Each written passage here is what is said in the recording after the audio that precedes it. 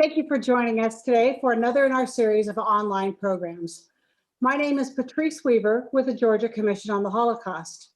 The Commission is a secular, nonpartisan state agency that strives to preserve the memory of the Holocaust and promote public understanding of the history. And as usual, there we go. Today we're going to look at an event that occurred in 1937 in Nazi Germany. It was an art show called the Degenerate Art Exhibition. It opened in Munich in July and was then sent to 11 other cities in Germany and Austria. And I got really interested in this topic when I was doing research for a presentation I did a few months ago on art as resistance in the Holocaust. Let some more people in. I should have made one of you guys co-host to let people in. I think we're all good. Where was I? Oh, one of the themes that came out of that presentation on art as resistance was this idea of the Nazis labeling art that they didn't think reflected the Aryan ideal as degenerate, and their efforts to control every aspect of popular culture. But let me give you a little historic background on this. In the first decades of the 20th century, Germany was one of the major hubs of modern art in Europe. Under the Weimar government of the 1920s, the country saw a further renaissance that affected the cultural scenery in all its aspects. A new approach to design was flourishing at the Bauhaus School of Art, Design, and Architecture. And what you're looking at in this picture, these pictures, are the Bauhaus complex that was designed by a very famous architect, Walter Gropius, between 1925 and 1926 at the Dessau, Germany campus. And also there's a picture underneath that of an art class being taught by Wassily Kandinsky. And if you're not familiar with Kandinsky, he was a Russian by birth and was one of the great masters of modern art. His pure abstract paintings use only form and color. I want to show you some iconic pieces of Bauhaus design. And keep in mind, the unofficial motto of the design school was less is more. So in the left-hand corner, we're looking at some works by Marion Brandt. Now, Brandt was an artist and an industrial designer who was the head of the metal workshop at the Bauhaus School from 1925 until it closed in 1933. First, let's look at the teapot in the corner. The sleek modern lines of this teapot really set it apart. And it was designed by Brandt in 1924, as I said, and it's simply called a tea infuser. And it's made of nickel, silver, and ebony. And look at the lamp next to it. This black metal lamp was one of the most commercially successful objects to come out of the Bauhaus School. It was the best-selling Candon bedside table lamp that Brandt designed in 1928. And chances are that you either have a lamp in this style or have certainly seen one. Now let's look at the two chairs in the lower left. The black leather chair and ottoman were created by Ludwig Mies van der Rohe for the German pavilion of the 1929 International Exhibition in Barcelona, Spain. This chair is still called the Barcelona chair. It is made of stainless steel and leather, and it became a classic of Bauhaus-inspired furniture. It is still being manufactured today. And next to it is a chair called the Wassily chair, and it is made out of tubular steel and leather straps. It was designed by Marcel Breuer in 1925. And he started experimenting with this technique. And the result of that was this beautiful chair that is called the Wassily chair because Wassily Kandinsky was so enamored of it. And just as with the Barcelona chair, this chair is still being manufactured today. Speaking of Kandinsky, let me show you a painting done by him. This was done in 1926, and it's called Several Circles, the master of understatement, right? And as I mentioned earlier, Kandinsky was a teacher at the Bauhaus School. And most importantly, though, he was one of the leaders of the art movement that became known as German Expressionism.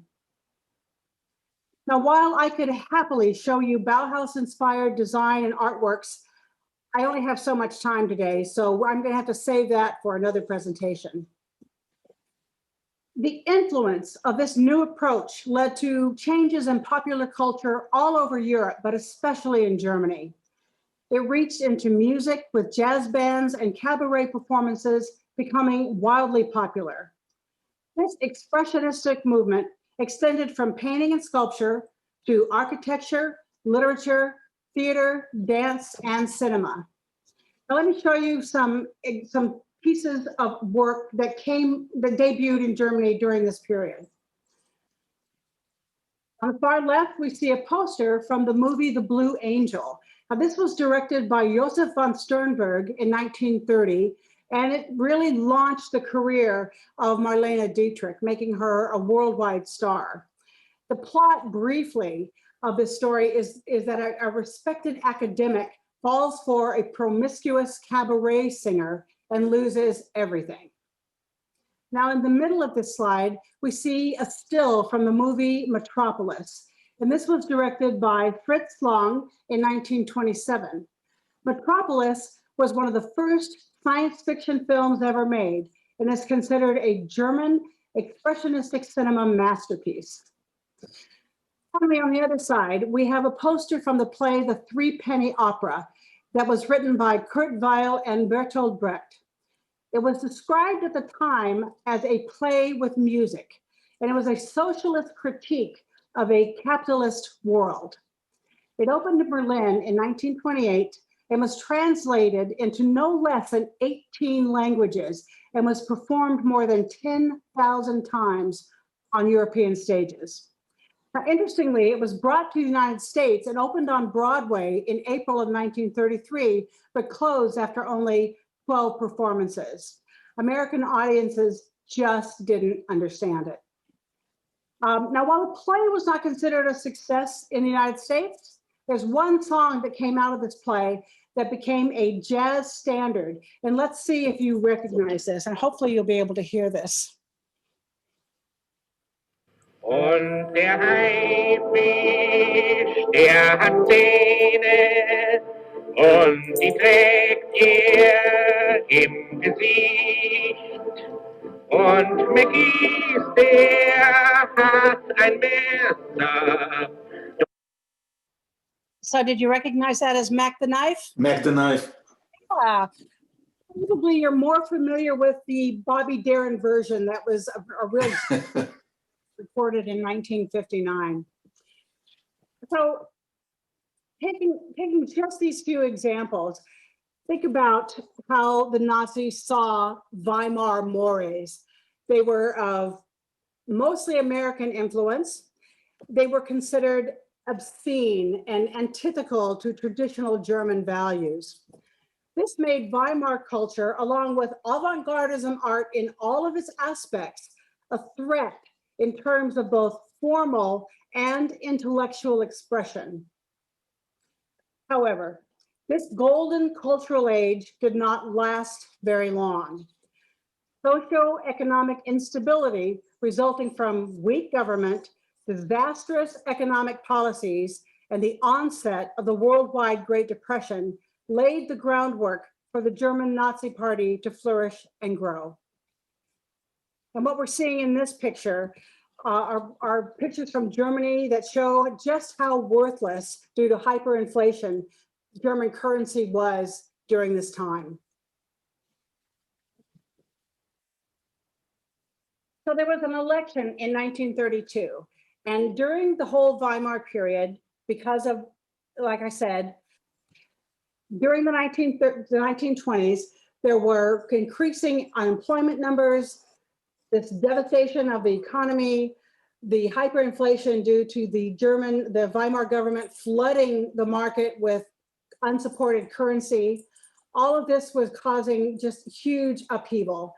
And by the 1932 elections, we see the Nazis really starting to rise. What we're looking at here is an election poster from that election, and the English translation says, "Our last hope, Hitler." Now, it's interesting to me that at the results of this election, the Nazis only won 33% of the votes cast, but it was more than any other party, which allowed the Nazis to take control and also for Hitler to be appointed Chancellor of Germany. In September of 1933, Joseph Goebbels, who was already the Reich Minister for Public Enlightenment and Propaganda, was put in charge of the Reich Culture Chamber, whose members all had to be Nazi Party supporters, and they were the only ones that were going to be allowed to be productive in German cultural life. And I find it very interesting to note that Goebbels initially thought that the art of German expressionism should be accepted in the new Germany, and that it was an area of German accomplishment that should be celebrated. In his personal art collection, he had a number of pieces of German expressionism. Now, you probably all know that Hitler had been a struggling artist in the years before World War I when he was a student in Austria. The realistic paintings of buildings and landscapes that he preferred had been dismissed out of hand by the art establishment of the time in favor of abstract and more modern styles. Let me share with you some thoughts of Hitler's thoughts on modern art. Anyone who sees and paints a sky green and a field blue ought to be sterilized. And then there's this gem. If you like or produce modern art, it means that you are either politically subversive or biologically inferior.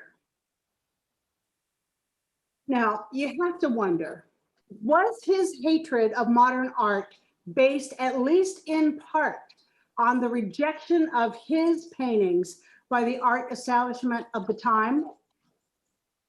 In light of Hitler's view on what is good and acceptable art, Goebbels quickly changed his view and got rid of the pieces in his personal collection that didn't conform with Hitler's ideas.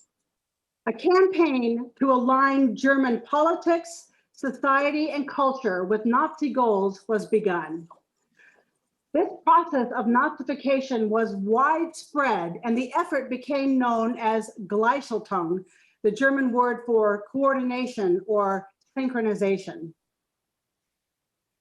Now, this assault on modernism was manifested in numerous systematic cleansing actions. Artists and musicians were discharged from their teaching positions. Museum directors that still displayed modern art were dismissed. Books were burned, music, films, and plays censored, and thousands of artworks were confiscated from public collections. This extensive purge targeted what the Nazis deemed Entartete Kunst, or degenerate art. Now, art that was acceptable to the Nazis were works that conveyed the values of militarism, racial purity, heroism, and traditional German values. The only art that was to be created and exhibited was art whose exterior form embodied an inner racial ideal. Also, it had to be comprehensible to the average viewer. In a speech made by Hitler in 1937, he said, and I quote, "Works of art which cannot be understood in themselves, but need some pretentious instruction book to justify their existence, will never again find their way to the German people," end quote. So let's look at some examples of what were deemed acceptable art in the Nazi regime. So on the left, we see a statue by Arno Breker done in 1936 called The Party, which represented the spirit of the Nazi Party. This classical style male figure was the metaphorical embodiment of health and strength, really the ideal Aryan Übermensch or Superman. Militarism and male dominance were prominent themes in accepted Nazi art, as was family life, often depicting strictly defined gender roles, as exemplified by this painting that we're looking at on the right, which was done by Otto Dix, and it is called Kallenberg Peasant Family. It was done in 1939, and what we're looking at is a portrait of a seemingly idyllic Aryan family. The father appears behind the rest of the family, casting a somewhat detached but domineering eye over his brood. The grandmother knits, children play, and at the center, the mother is comforting the youngest child. Now, this is a clear vision of a patriarchy with women subordinated by the prevalent Kinder, Puka, and Kirche, which is children, kitchen, and church ideology of the time. This was acceptable art. So by applying the term degenerate art, the Nazis labeled all other art forms that in their view stood in opposition to the obstacle of the purification of German culture. Inevitably associated with liberal democracy, they perceived modernism as a sign of cultural decline, as well as a deliberate attack against the German people. Degenerate art were those works that, according to Hitler, insulted German feelings or destroyed or confused natural form or simply reveal an absence of adequate manual and artistic skill. So this was acceptable. Let's look at what was unacceptable. And we'll start with Paul Klee's Black Columns in a Landscape, done in 1919. Now, as I said, Klee was a Swiss German who was very successful as an artist and taught at a number of German academies as well as at the Bauhaus School. And in 1933, when the Nazis rose to power, he was dismissed from his teaching position, as were so many other academics and artists, and he voluntarily exiled himself to Switzerland. And in 1937, at the Degenerate Art exhibition, there were at least 17 of his works showcased as prime examples of the corruption of art that German modernism represented to the Nazis. So now let's look at the little piece on the right. This is and I say little because it's a very small bronze sculpture by Kate Kollwitz, and it's only 12.8 inches by 10.6 inches, and it's called Soldiers' Wives Waving Farewell. I think this really shows the anguish that is felt by women who are left behind when their men go off to fight in war. And Kollwitz, what she succeeded in producing in this tiny little piece is really an impressive representation of the emotional states such as insecurity and fear and the pain of parting. And something else that I want you to notice about this tiny little piece, if you look at it from the perspective of the person who's leaving, they're looking over their shoulder and they're looking at this group of women waving farewell to them. And you'll notice in the front, people are a lot sharper in view than as they go back, as you would look back in a crowd, they would be more and more out of focus.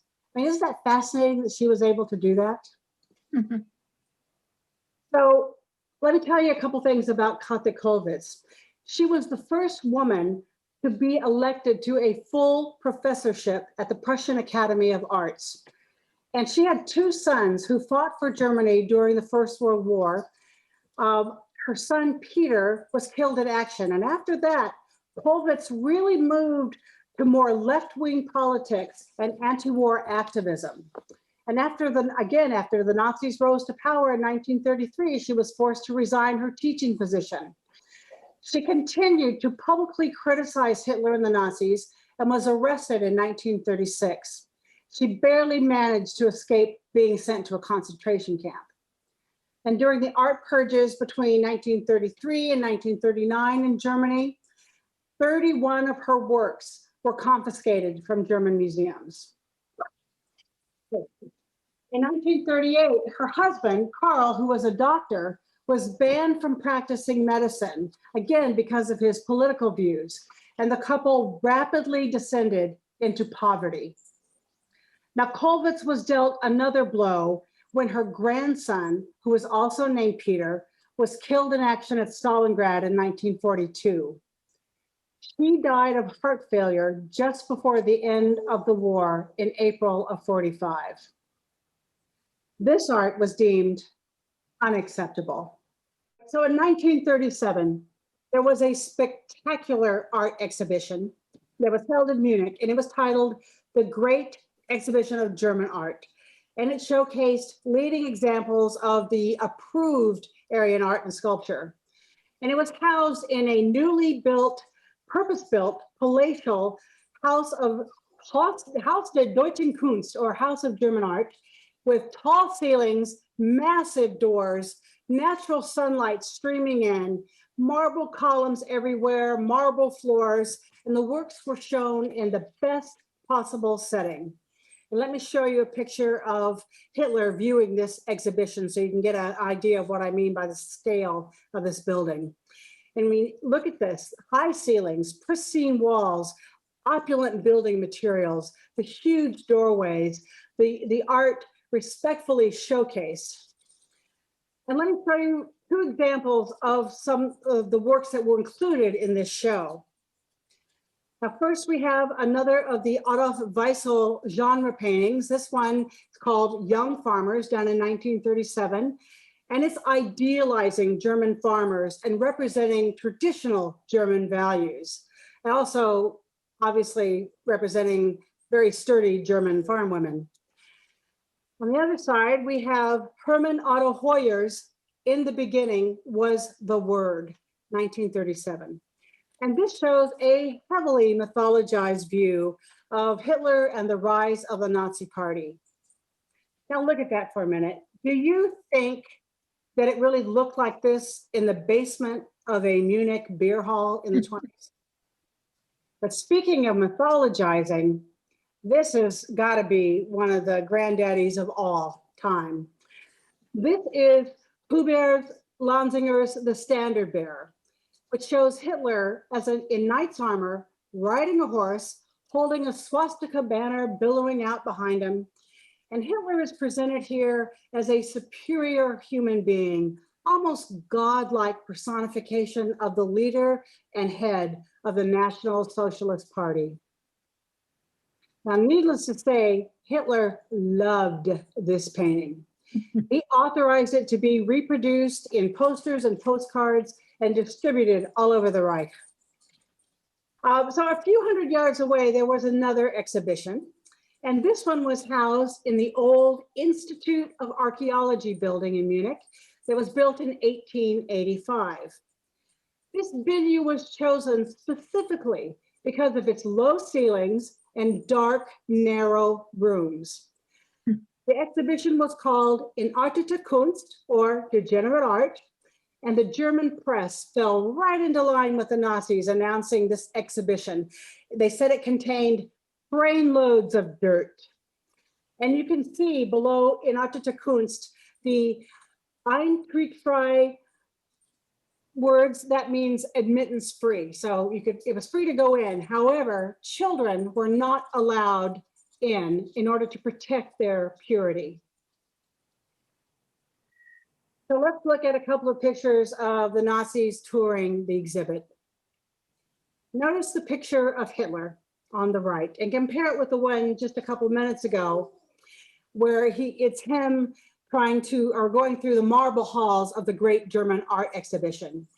There, he's walking through these beautiful sunlit marble halls. His hat is off. He wasn't speaking to anyone. Here, however, he's laughing. His hat is on. He's not paying attention. It's interesting to note that the quote on the wall is from a leading Dada artist, George Gross, and it translates to, "Take Dada seriously, it's worth it." And Gross actually said that when in the 1920s at one of the first Dada exhibitions. But what's funny about that is the curators put stickers by Dada examples of art with these outrageously highly inflated based on the Weimar hyperinflation numbers of the time. So that when it says it's worth it, you know, people would see that and go, oh yeah, really, not hardly. Anyway, the curators posted those price tags all over and on these pieces of art, and they would just incense the German population that came to visit. Also note in this picture, just behind Hitler, on the wall that's sort of angled, is a Kandinsky painting that's hung askew.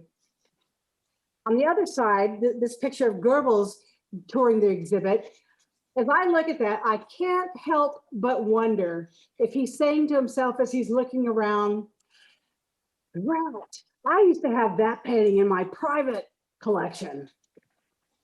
But let's look at how the photos were actually, or the art was actually displayed in this exhibit.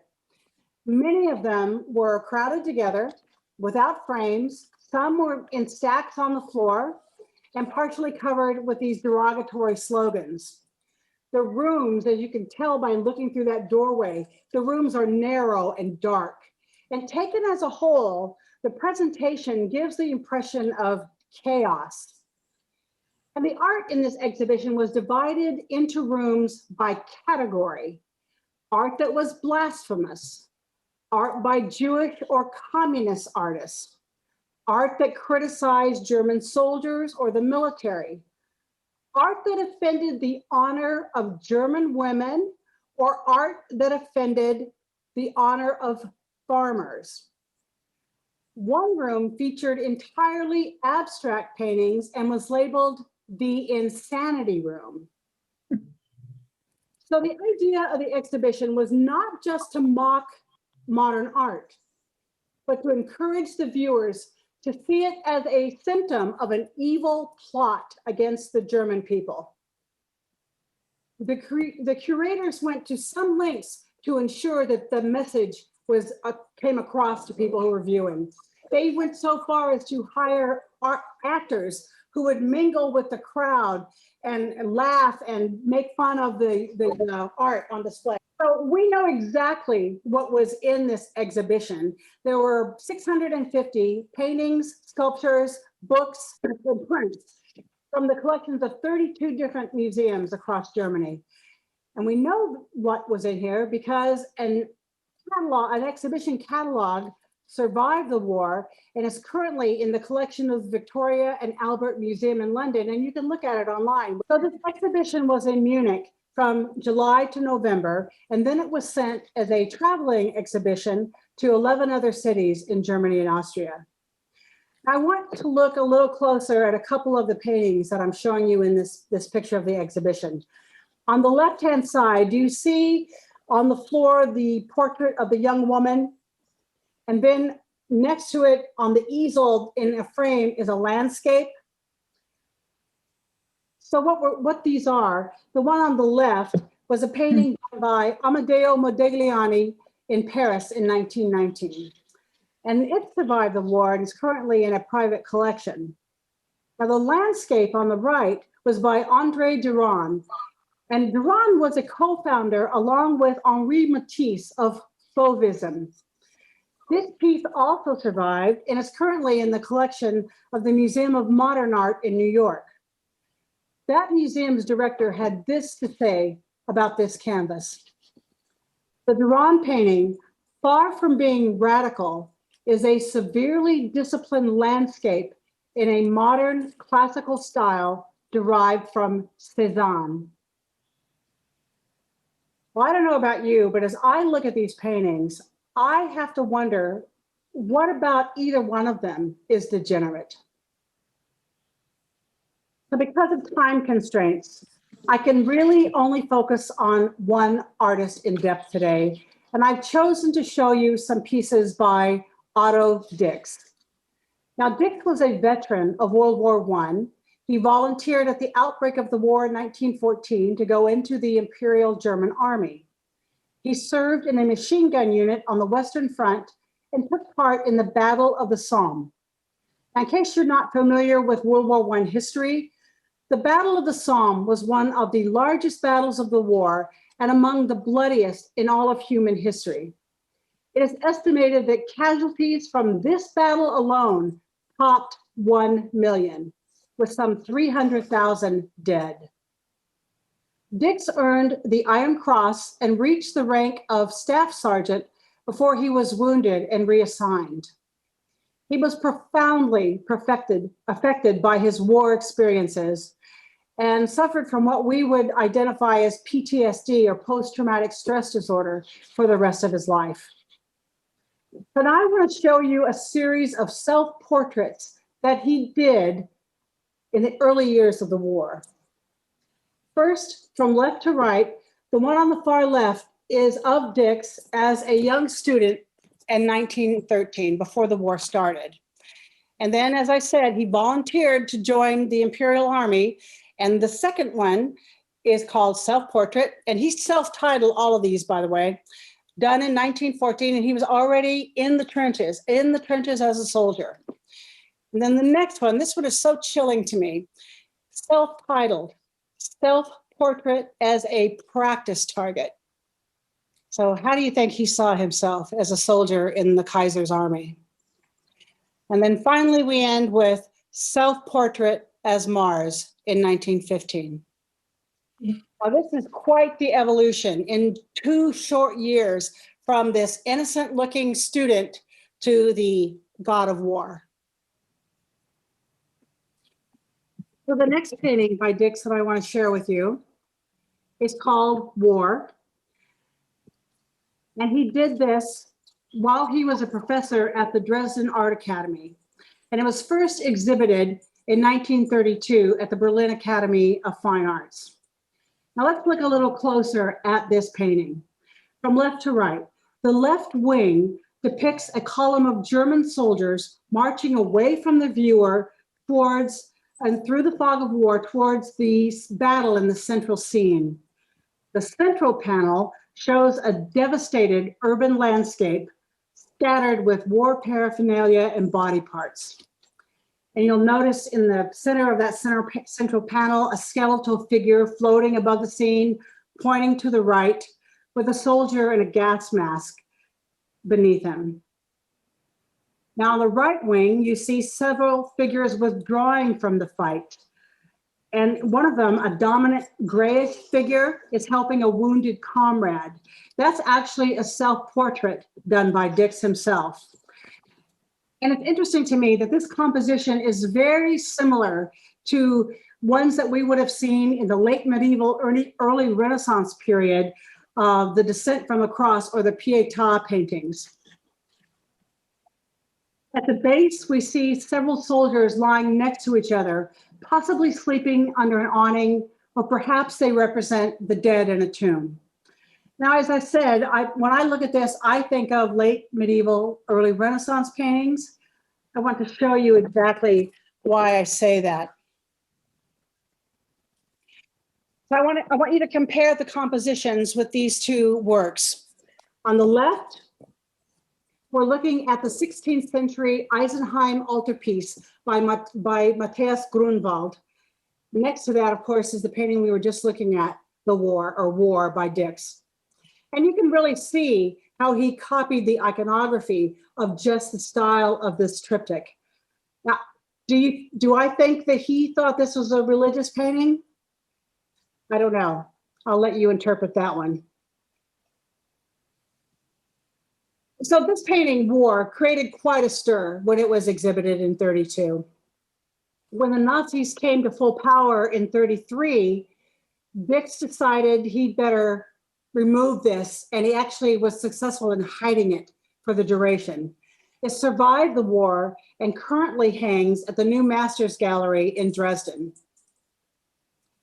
So as with so many other academicians, Dix was fired from his position in 33.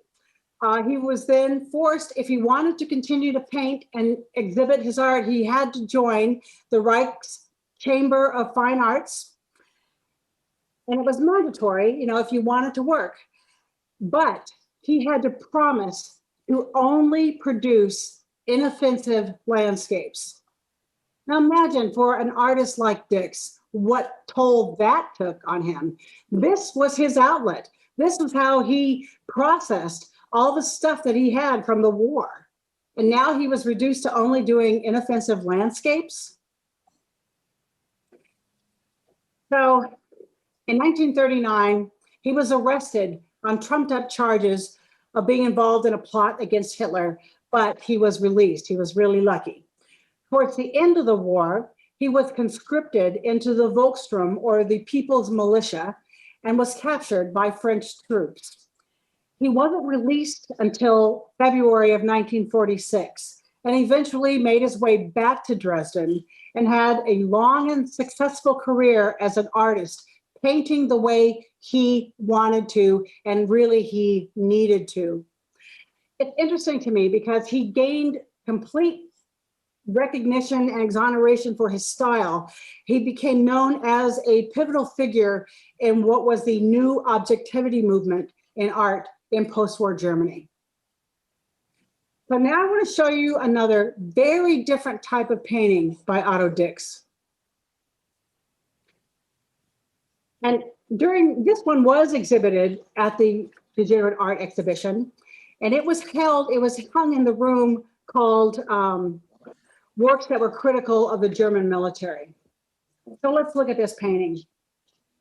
The title is Krippel, or War Cripples, and this work shows a procession of cartoonesque yet morbid war veterans painfully moving forward with the aid of pushchairs, prosthetic legs and crutches, but smoking cheerfully, though one soldier's face is half gone. In the exhibit, this painting was captioned, "Slander against the German heroes of the World War."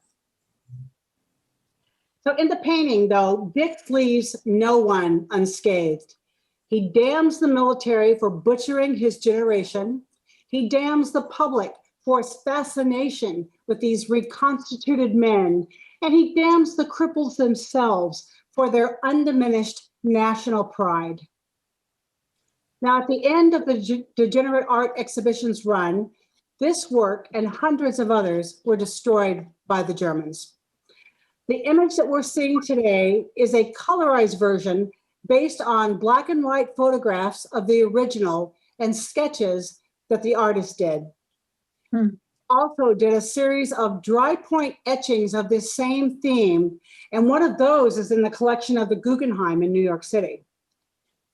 And before I get past this painting, please note the irony that we had this parade of crippled, legless veterans going past a bootmaker shop.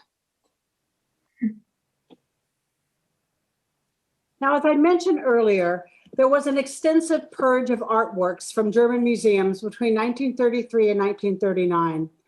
Over 21,000 works of art were removed from German state collections, including works by Marc Chagall, Henri Matisse, Pablo Picasso and Vincent van Gogh, Paul Klee, Edvard Munch, and many, many others.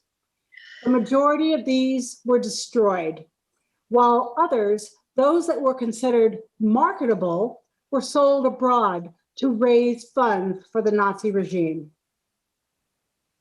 The Nazis' goal with the Degenerate Art exhibition was to reveal the philosophical, political, racial, and moral goals and intentions behind modern art movement and the driving forces of corruption that followed it in society. Works were included if they were abstract or expressionistic, but also in certain cases, if the work was by a Jewish or communist artist. So at the end of 4 months, the Degenerate Art exhibition had attracted over 2 million visitors, nearly 3.5 times the number that visited the nearby Great German Art Exhibition. Now, I look at these pictures of the people lined up and the pictures of them in the galleries. And actually, there's a video that you can see. And if we have, well, we're not going to have time today because I'm already over time. But another time, I'll show you the video that's taken. Someone took of the actual exhibition that they were there. You have to wonder how many of these people came to mock the degenerate artworks and how many came to actually look at them and admire them. it's impossible to tell, right? As you know, in Hitler's Germany, dissenters usually ended up in concentration camps. So if you liked it, you weren't going to share that, at least not very loudly and not to very many people. Either way, degenerate art proved to be too popular. Now, the Great German Art Show was restaged every year right up until 1945, but the Degenerate Art Show was never repeated. And as I said earlier, as soon as the exhibition closed, many of the works were destroyed. So the Degenerate Art Show was one of the most shameful chapters in art history, and simultaneously, one of the most surprising. Conceived by the Nazi regime to condemn modern art by showing its alleged perverse nature, it ironically became not only the ultimate backhanded compliment to the artists included in the show, but the most popular art show of all time. So thanks for watching, and I'm sorry about the getting thrown off the internet and the interruption that we had. As always, if you have any questions about this presentation or would like more information, please email me. My email is patriceweaver@holocaust.georgia.gov. And also, please visit our website at www.holocaust.georgia.gov. There you can sign up for our newsletter, and it will contain announcements of upcoming online lectures, and it will also point you to the link to our YouTube channel where all of our previous lectures can be found. Thanks a lot, and I'll see you next time.